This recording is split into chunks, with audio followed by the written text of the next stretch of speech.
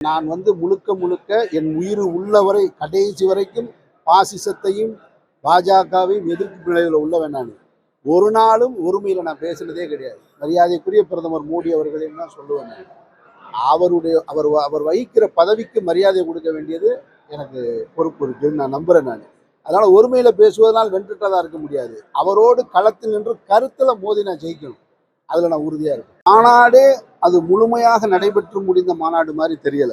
ஒரு ரசிகர்கள் சந்திப்பு போலதான் நடந்து முடிந்ததா நான் பார்க்கிறேன். நான் ஒரு மாநாடு என்றால் அந்த மாநாட்டில் ஒரு தலைவர் உரையாற்றியதற்கு பின்னாடி நிறைவுரையாற்றியதற்கு பின்னாடி தீர்மானம் நிறைவேற்றப்பட்டதற்கு பின்னால் தான் மாநாடு மேடையில் இருப்பவர்கள் கலைந்து செல்வாங்க.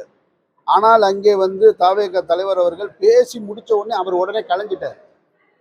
அந்த நிகழ்ச்சியை தொகுத்து வழங்கினவர் இந்த தீர்மானங்கள்லாம் அப்புறமா நிறைவேற்றுவோம்னு சொல்றாங்க. அதுவே எனக்கு ஆச்சரியமாக இருந்தது. இத்தனை லட்சம் மக்களை கூடி நீங்க நிறுத்தி அவனுக்கு என்ன சொல்ல போறீங்க? நான் இன்னொருக்கா சொல்லுவேன்னு சொன்னா இதை நீங்க டிவியில உட்காந்தே சொல்லியிருக்கலாமே, இன்னொரு முறை சொல்லணும். அப்போ அப்படி ஒரு பெரிய மாநாட்டை கூட்டியிருக்க வேண்டிய அவசியம் இல்லைன்னு தோணுது. அதெல்லாம் பக்குவப்படுவாங்கன்னு நான் நம்புறேன். அடுத்தடுத்த மாநாட்டில் சரி செய்வாங்கன்னு எதிர்பார்க்கிறேன். புதிய சிந்தனை இல்லாதவருக்கு பின்னால் மாபெரும் புகழ்பெற்ற நடிகர் திலகம் சிவாஜி கணேசன் அவர்கள் கட்சி ஆரம்பிச்சாங்க. பாக்கியராஜ் அவர்கள் கட்சி ஆரம்பிச்சாங்க. நடிகர் சரத்குமார் அவர்கள் கட்சி ஆரம்பிச்சாரு. டி ராஜேந்தர் அவர்கள் கட்சி ஆரம்பிச்சாங்க. எல்லாருமே கூட்டம் கூட்டினாங்க, மாநாடு காமிச்சாங்க. ஆந்திராவில் சிரஞ்சீவி அவர்கள் கட்சி ஆரம்பிச்சாங்க. யார் நின்னது அப்படின்னு சொன்னா, நீங்க எடுத்து வைக்கிற கொள்கைகளும் மக்களுக்கான பணிகளும் தான் உங்களை வெற்றி கட்டுல கூட்டிட்டு போகுமே தவிர கட்சி ஆரம்பிச்சவங்கலாம் நின்னது வரலாறு கிடையாது. அப்ப நடிகர் விஜய் அவர்களுடைய கட்சியும் நிற்பதற்கான காரணத்தையும் சூழலையும் அவர் தான் உருவாக்கணும்.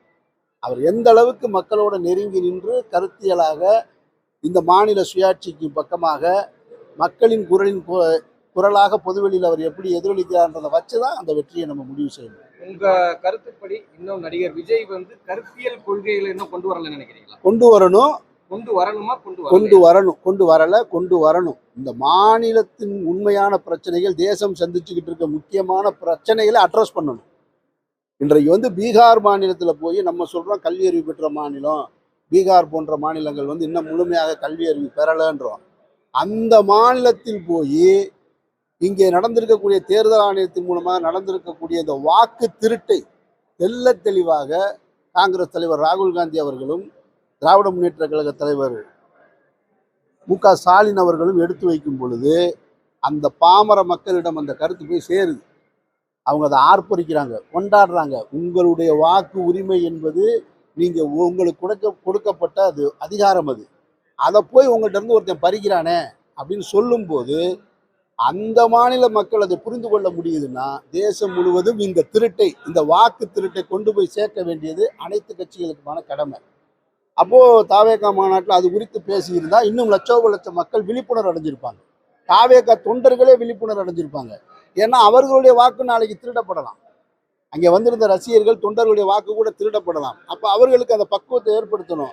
நீ எப்படி பூத்தில் நடந்துக்கணும், உங்களுடைய வாக்கு எப்படி இருக்கா இல்லையான்னு எப்படி பார்க்கணும் அப்படின்றதெல்லாம் சொல்லி இருக்க வேண்டியது அவசியம்னு நான் நினைக்கிறேன். அது போக போக தான் முடிவு செய்ய முடியும். ஒரு ரசிகர்கள் சந்திப்பு அப்படிங்கிறீங்க, அப்ப நடிகரா தலைவராக தன்னை முன்னிறுத்துறாரு, சரியா வருவாருன்னு நினைக்கிறேன் நான்.